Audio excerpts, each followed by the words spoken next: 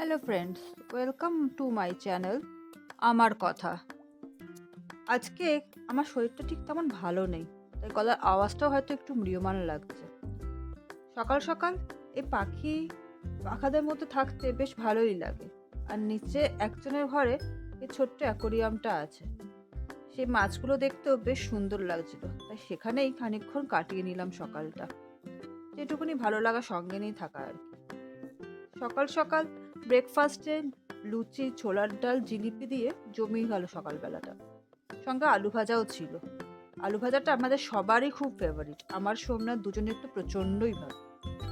দুপুরে তেমন কিছু না, একটু হোম ডেলিভারি বলা হয়েছিল, তাই মাংস, ডাল, ভাত আর কিছু সবজি ছিল। মাংসের মধ্যে কিন্তু চিকেন আর মাটন দুটোই ছিল, কোনোটা বাদ যায়নি, কারণ আমি মাটন খাই না, আর সোমনাথটা সেরকমভাবে চিকেন পছন্দ করে না, তাই দুটোকেই একসাথেই রাখা হয়েছিল। তারপরে সোমনাথ নিয়ে এসছে ঠান্ডা ঠান্ডা আইসক্রিম, আর এই আইসক্রিম খাওয়াটাই আমার কাল হয়েছে, কারণ এই আইসক্রিম খেয়ে গলাটা যেটুকুনি খারাপ ছিল আরও বেশি খারাপ হয়ে জ্বর চলে এসছে। কি আর করণীয়, বিকালবেলাটা পুরো খেলার উপর দিয়েই কাটলো, কারণ সোমনাথ সারা বিকাল শুধু খেলা দেখার জন্য অপেক্ষা করছিল।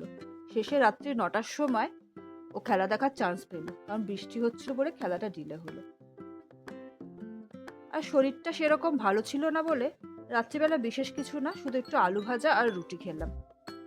আজকের ব্লগটা এখানেই শেষ করছি, আবার দেখা হবে আপনাদের সাথে পরের ব্লগে।